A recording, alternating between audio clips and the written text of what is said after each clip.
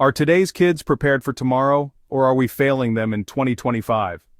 What has changed in how we raise children, and at what cost?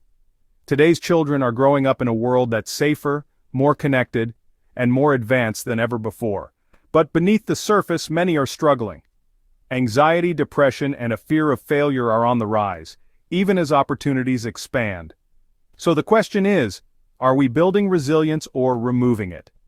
From helicopter parenting to digital overexposure, there are signs that modern childhood is radically different from what previous generations experienced. While some celebrate the greater emotional sensitivity and safety net kids now enjoy, others worry we're creating a generation unprepared for challenge and discomfort. The debate is fierce. Is this progress, or has protection been taken too far? Are we empowering kids with tools for the real world, or insulating them from it entirely? In this video, we'll unpack the forces shaping today's youth, parenting styles, education, technology, and societal expectations, and ask the hard question: are we raising strong kids or fragile ones?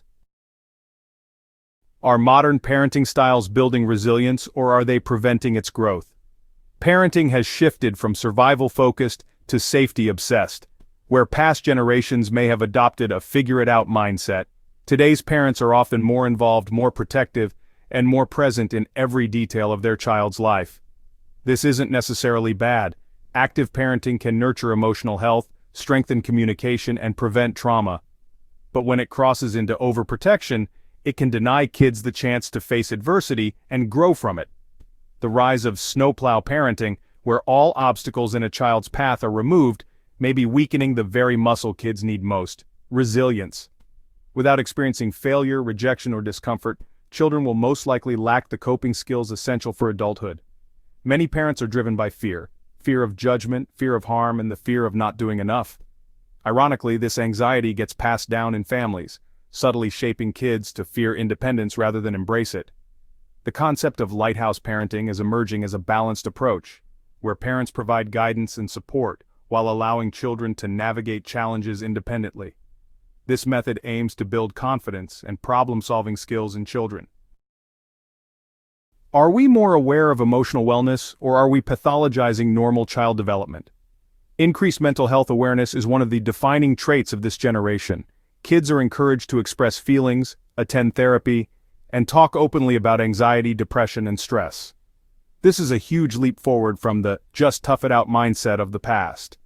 However, some experts argue that we may be overdiagnosing or overpathologizing behaviors that are simply part of growing up. Sadness becomes depression, shyness becomes social anxiety, and emotional fluctuation becomes instability. The line between emotional literacy and emotional fragility is delicate. When kids are taught that all discomfort is dangerous, they may avoid rather than confront their challenges. This doesn't build emotional strength, it can actually stunt its development. Of course, real mental health issues are serious and on the rise. The goal isn't to downplay those, but to ask, if in normalizing vulnerability, have we also weakened emotional endurance? A balanced approach involves teaching children both coping mechanisms and resilience, enabling them to handle life's ups and downs without immediate intervention, fostering independence and self-efficacy. Are smartphones making kids smarter, or are they becoming more fragile? Today's youth are digital natives. They've never known life without the internet, smartphones, or social media. These tools give them access to information, connection, and creative platforms, but also to cyberbullying, comparison, and constant stimulation. Screens have replaced much of the unsupervised play, risk-taking, and boredom that once fostered imagination and grit. Kids no longer learn how to navigate real-life conflict in person. They block, scroll, and swipe instead. Dopamine-driven design means many children are addicted to affirmation. When likes, follows, and attention become identity markers, self-worth gets outsourced to a screen. Technology isn't inherently bad, but its omnipresence has shifted how kids develop resilience. Emotional regulation, face-to-face communication, and boredom tolerance are all eroding under digital pressure. Establishing healthy boundaries and encouraging tech-free activities can help children develop essential life skills and reduce dependency on digital validation. Are academic environments challenging kids, or are they shielding them? Schools have adapted to modern concerns, bullying, trauma, diversity, and inclusion. These shifts are well-intentioned, aiming to protect and uplift every student. But critics argue that this comes at the expense of grit, discomfort, and critical thinking. Safe spaces, trigger warnings, and no-zero grading policies are meant to ensure fairness. But do they also prevent students from experiencing challenge, criticism, or consequences? This makes many educators feel trapped, caught between supporting mental health and maintaining proper academic standards. Some students are excelling while others feel more entitled, less motivated, and are unprepared for failure. The education system is increasingly focused on feelings rather than results. And while empathy matters, resilience may be getting lost in the process. Integrating resilience-building programs and promoting growth mindset can help students develop perseverance and adaptability in the face of academic challenges. Are kids still allowed to struggle, or are they expected to be perfect and protected? Kids today grow up under intense scrutiny, from parents, schools, peers, and social media. Every moment is documented, judged, or ranked, which leads to pressure to perform, pressure to self-censor, and pressure to avoid taking emotional or intellectual risks. At the same time, our society sends mixed messages. Be strong, but don't hurt anyone's feelings. Speak up, but don't offend, and be authentic, but don't be controversial. This balancing act often leads to anxiety, perfectionism, and avoidance. There's also the expectation that every child must succeed, academically, socially, and emotionally. And if they don't, someone or something must be blamed.